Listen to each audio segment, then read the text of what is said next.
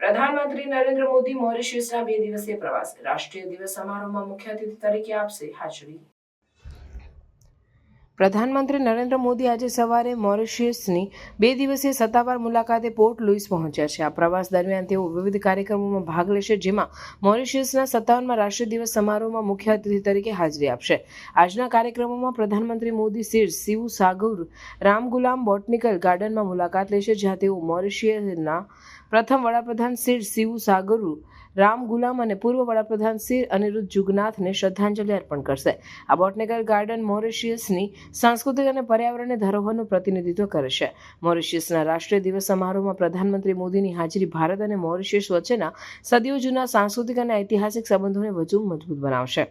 આ પ્રસંગે બંને દેશો વચ્ચે વ્યાપાર, શિક્ષણ અને ટેકનોલોજી સહિત વિવિધ ક્ષેત્રોમાં સહકારને વધારવા માટે ચર્ચા થશે, જે બંને દેશોના વિકાસ માટે મહત્વપૂર્ણ છે।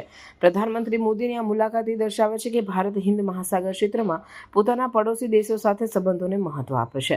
મોરિશિયસ સાથેના સંબંધો માત્ર ઐતિહાસિક નહીં, પરંતુ વ્યૂહાત્મક અને આર્થિક દૃષ્ટિકોણથી પણ મહત્વપૂર્ણ છે। આ મુલાકાતથી બંને દેશો વચ્ચેના સંબંધોમાં નવી ઉર્જા અને દિશા મળશે, જે ભવિષ્યમાં દ્વિપક્ષીય સહકારને વધુ ઊંચાઈ પર લઈ જશે।